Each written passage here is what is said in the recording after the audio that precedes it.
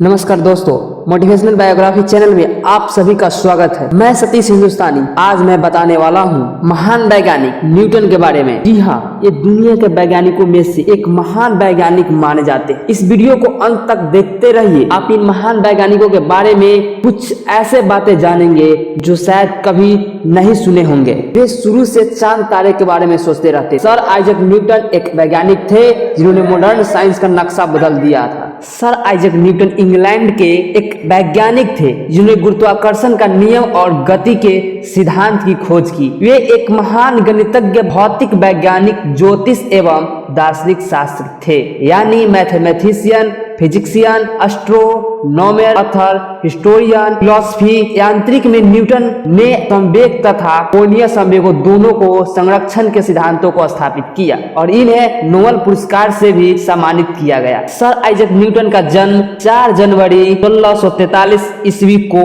पुरानी शैली और नई शैली की तिथि 25 दिसंबर 1642 के इंग्लैंड के वुलस्ट्रॉप मैनर में हुआ। न्यूटन का जन्म के समय इंग्लैंड ने ग्रेगोरियन कैलेंडर को नहीं अपनाया था, इसलिए उनके जन्म की तिथि को क्रिसमस दिवस 25 दिसंबर 1642 दर्शाया गया। न्यूटन का जन्म उनके पिता की मृत्यु के 3 महीने बाद हुआ, यानी न्यूटन के जन्म होने से 3 माह पहले इनके पिता की मृत्यु हो गई थी। इनके पिता पेशे से एक किसान थे।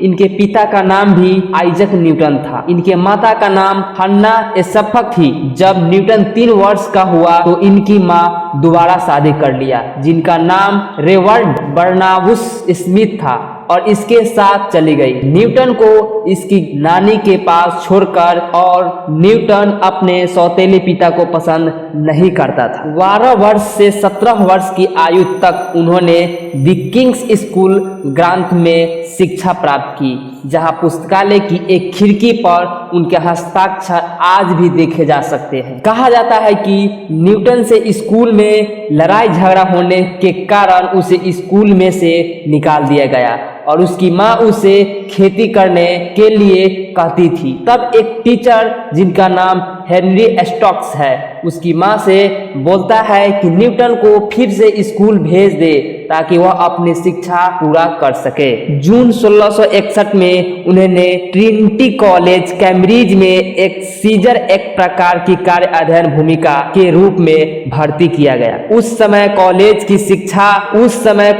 की शिक्षाएं अरस्तु पर आधारित थी, लेकिन न्यूटन ज्यादातर दर्शन शास्त्र, कोपरनिकस, गैलीलियो और केपलर के विचारों को पढ़ना पसंद करता था। 1665 में उन्होंने सामान्यकृत द्विपद प्रमेय की खोज की और एक गणितीय सिद्धांत विकसित करना शुरू किया। इसके बाद प्लेग की भीषण महामारी से बचने के लिए विश्वविद्यालय को बंद कर दिया।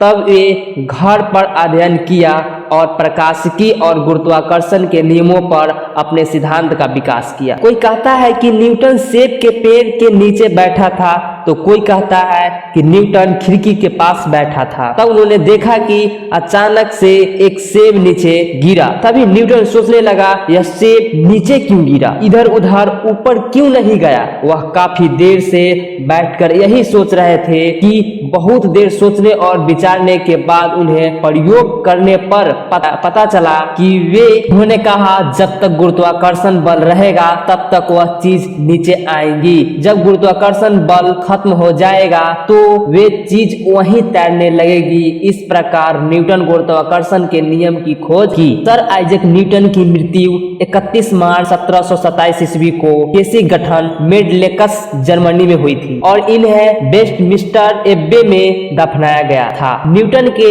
कोई बच्चे नहीं थे, जिससे इनकी संपत्ति को इनके रिश्तेदारों ने अपने अधिकार में कर लिया। हाँ मेरे दोस्तों, तो ये वीडियो कैसा लगा न्यूटन में। जय हिंद।